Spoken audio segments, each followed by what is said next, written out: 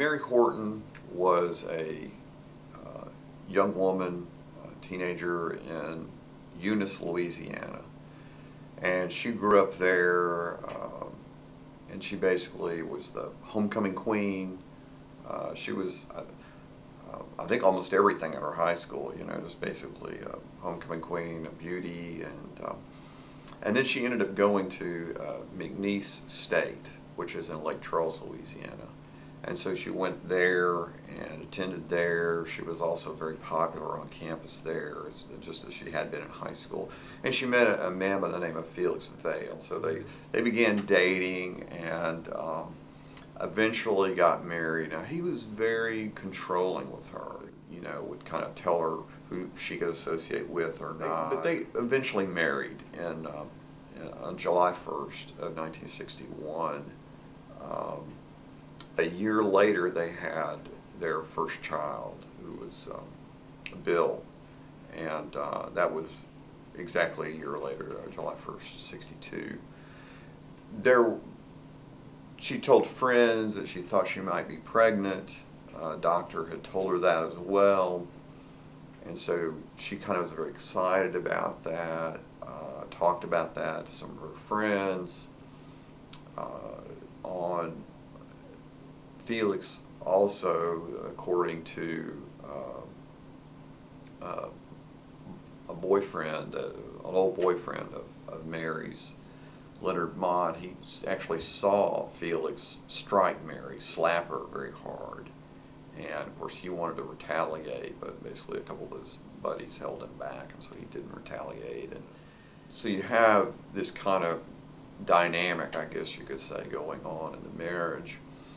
And on October 28th, Felix took her out to lay trot lines.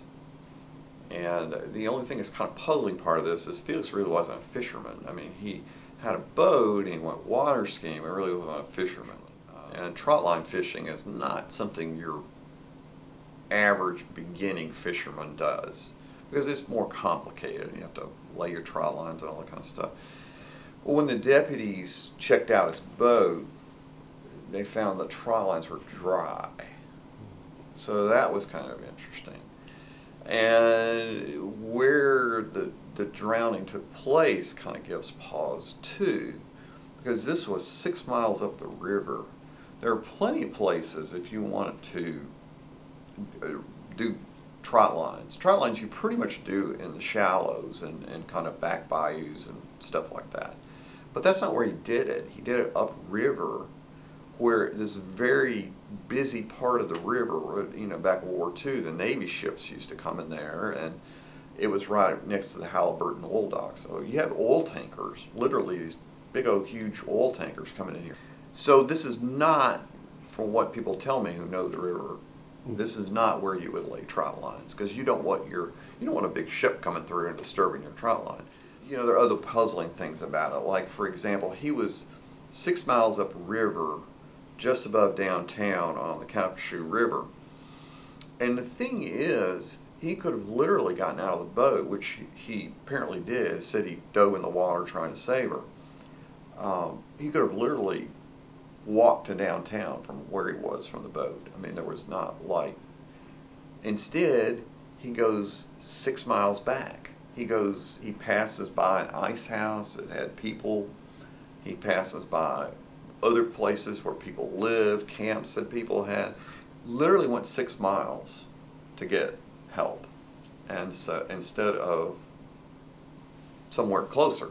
And so that also gives pause about it. The autopsy in the case, in the autopsy, there were bruises found on the back of her neck, and also the scarf was 4 inches down her throat.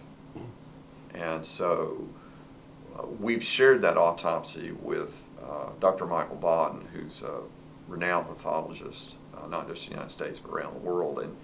And he says he believes it's homicide. He believes that foul play was involved. So the authorities in Lake Charles now have reopened the case, and they're looking at the case, and we'll just kind of have to see what happens next.